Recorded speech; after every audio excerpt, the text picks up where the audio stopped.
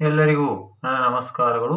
LBA based assessment, LBA ಆಧಾರಿತ ಘಟಕವಾರು ಕಿರು ಪರೀಕ್ಷೆ 2ನೇ ಸೆಮಿಸ್ಟರ್ನಲ್ಲಿ ಅಂದ್ರೆ ದಸರಾ ರಜೆಯ ನಂತರ ಬರುವಂತ ಘಟಕಗಳಾಗಿರ್ತಕ್ಕಂಥ 9ನೇ ಘಟಕ ತ್ರಿಕೋನಮಿತಿಯ ಕೆಲವು ಅನ್ವಯಗಳು, ವಿಷಯ ಗಣಿತ, ತರಗತಿ 10, ಅಂಕಗಳು 20. 20 ಅಂಕಗಳಿಗಾಗಿ 10ನೇ ತರಗತಿ ಗಣಿತ ವಿಷಯದ ಘಟಕ 9ರ ತ್ರಿಕೋನಮಿತಿಯ ಕೆಲವು ಅನ್ವಯಗಳಿಗೆ ಸಂಬಂಧಪಟ್ಟಿರುವಂತಹ LBA ಆಧಾರಿತ ಘಟಕವಾರು ಕಿರು ಪರೀಕ್ಷೆಯ ಪ್ರಶ್ನೆ ಪತ್ರಿಕೆಯನ್ನ ಈ ವಿಡಿಯೋದಲ್ಲಿ ನೋಡೋಣ.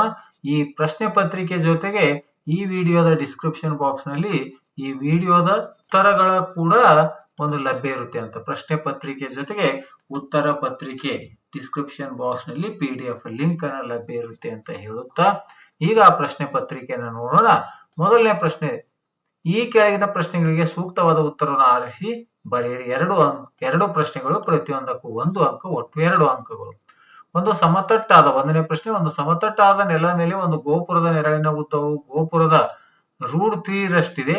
ಆ ಸಮಯದಲ್ಲಿ ಸೂರ್ಯನ ಉನ್ನತ ಕೋನವು A option 45 degree, B option 30 degree, C 60 degree, D option 90 degree. ಎರಡನೇ ಪ್ರಶ್ನೆ, ದಿನದ ಒಂದು ನಿರ್ದಿಷ್ಟ ಸಮಯದಲ್ಲಿ 6 ಮೀಟರ್ ಎತ್ತರ ಇರುವ ಗೋಪುರದ ನೆರಳಿನ ಉದ್ದವು ನೆಲದ ಮೇಲೆ 2√3 ಮೀಟರ್ ಆಗಿದೆ. ಆಗ ಸೂರ್ಯನ ಉನ್ನತ ಕೋನವು A option 60 degree, B 45 degree, C 90 degree, D option 30 degree. ಇನ್ನು ಎರಡನೇ ಪ್ರಶ್ನೆ, ಕೆಳಗಿನ ಪ್ರಶ್ನೆಗಳಿಗೆ ಉತ್ತರಿಸಿ. ಇಲ್ಲೂ ಕೂಡ 2 ಪ್ರಶ್ನೆಗಳಿದ್ದು ಪ್ರತಿಯೊಂದಕ್ಕೂ 1 ಅಂಕ, ಅಂದ್ರೆ ಒಟ್ಟು 2 ಅಂಕಗಳು. ಮೂರನೇ ಪ್ರಶ್ನೆ, ದೃಷ್ಟಿ ರೇಖೆಯು ಸಮತಲ ರೇಖೆಗಿಂತ ಮೇಲಿದ್ದಾಗ ಅವುಗಳ ನಡುವೆ ಉಂಟಾಗುವ ಕೋನವನ್ನ ಹೆಸರಿಸಿ ಅಂತಿದೆ. ನಾಲ್ಕನೇ ಪ್ರಶ್ನೆ, ಒಂದು ಕಟ್ಟಡದ ಪಾದದಿಂದ 10 ಮೀಟರ್ ದೂರದಲ್ಲಿರುವ ವೀಕ್ಷಕನು ಅದರ ತುದಿಯನ್ನು 45 ಡಿಗ್ರಿ ಉನ್ನತ ಕೋನದಲ್ಲಿ ನೋಡುತ್ತಾನೆ. ಕಟ್ಟಡದ ಎತ್ತರವನ್ನು ಕಂಡುಹಿಡಿಯಿರಿ. ಇನ್ನು ಪ್ರಶ್ನೆ 3, ಕೆಳಗಿನ ಪ್ರಶ್ನೆಗಳಿಗೆ ಉತ್ತರಿಸಿರಿ. 2 ಅಂಕದ 2 ಪ್ರಶ್ನೆಗಳು, ಒಟ್ಟು 4 ಅಂಕಗಳು. ಐದನೇ ಪ್ರಶ್ನೆ, ಗೋಪುರದ ಪಾದದಿಂದ 30 ಮೀಟರ್ ದೂರದ ನೆಲದ ಮೇಲಿನ ಒಂದು ಬಿಂದುವಿನಿಂದ ಗೋಪುರದ ತುದಿಯನ್ನು ನೋಡಿದಾಗ ಉಂಟಾಗುವ ಉನ್ನತ ಕೋನ 30 ಡಿಗ್ರಿ ಆದರೆ ಗೋಪುರದ ಎತ್ತರವನ್ನು ಕಂಡುಹಿಡಿಯಿರಿ.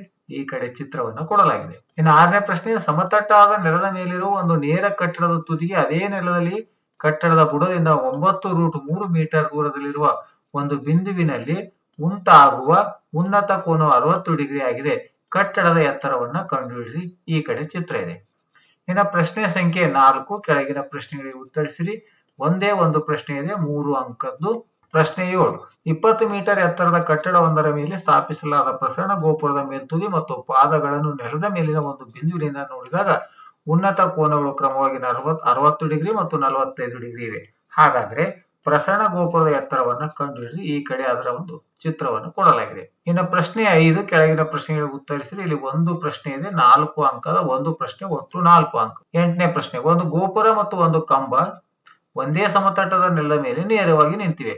60 ಮೀಟರ್ ಎತ್ತರದ ಗೋಪುರದ ಮೇಲಿನಿಂದ ಕಂಬದ ಮೇಲ್ತುದಿ ಮತ್ತು ಅದರ ಪಾದಗಳನ್ನು ನೋಡಿದಾಗ ಉಂಟಾಗುವ ಅವನತ ಕೋನಗಳು ಕ್ರಮವಾಗಿ 30 ಡಿಗ್ರಿ ಮತ್ತು 60 ಡಿಗ್ರಿ ಆಗಿದೆ. ಕಂಬದ ಎತ್ತರವನ್ನ ಕಂಡುಹಿಡಿಯಿರಿ. ಇನ್ನು ಪ್ರಶ್ನೆ ಸಂಖ್ಯೆ 6, ಕೆಳಗಿನ ಪ್ರಶ್ನೆಗಳಿಗೆ ಉತ್ತರಿಸಿರಿ. ಒಂದು ಪ್ರಶ್ನೆ, ಆ ಪ್ರಶ್ನೆಗೆ 5 ಅಂಕಗಳನ್ನು, ಒಟ್ಟು ಅಂಕಗಳು 5. 9ನೇ ಪ್ರಶ್ನೆ, ಒಂದು ಕಂಬ ಮತ್ತು ಒಂದು ಗೋಪುರವು ಸಮತಟ್ಟಾದ ನೆಲದ ಮೇಲೆ ನೇರವಾಗಿ ನಿಂತಿವೆ. ಕಂಬದ ಎತ್ತರ 6 ಮೀಟರ್ ಮತ್ತು ಗೋಪುರದ ಪಾದದಿಂದ ಕಂಬದ ಮೇಲ್ತುದಿಗೆ ಇರುವ ಉನ್ನತ ಕೋನ 30 ಡಿಗ್ರಿ ಆಗಿದೆ. ಕಂಬದ ಮೇಲ್ತುದಿಯಿಂದ ಗೋಪುರದ ಮೇಲ್ತುದಿಗೆ ಇರುವ ಉನ್ನತ ಕೋನ ಚಿತ್ರದಲ್ಲಿ ತೋರಿಸುವಂತೆ 60 ಡಿಗ್ರಿ ಆಗಿದೆ. ಗೋಪುರದ ಎತ್ತರವನ್ನು ಅಂದ್ರೆ ಸಿಡಿಯನ್ನ ಕಂಡುಹಿಡಿಯಿರಿ.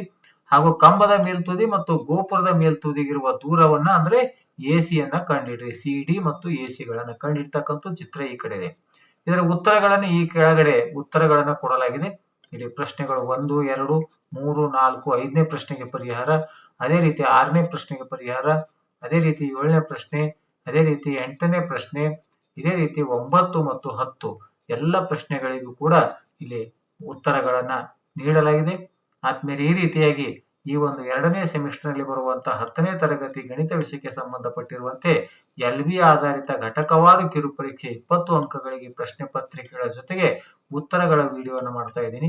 ಈ ವಿಡಿಯೋ ಇಷ್ಟವಾದರೆ ದಯವಿಟ್ಟು ಲೈಕ್ ಮಾಡಿ, ಶೇರ್ ಮಾಡಿ ಅಂತ ಹೇಳುತ್ತಾ ಈ ವಿಡಿಯೋ ನೋಡಿರುವ ತಮ್ಮೆಲ್ಲರಿಗೂ ಅಭಿನಂದನೆಗಳು.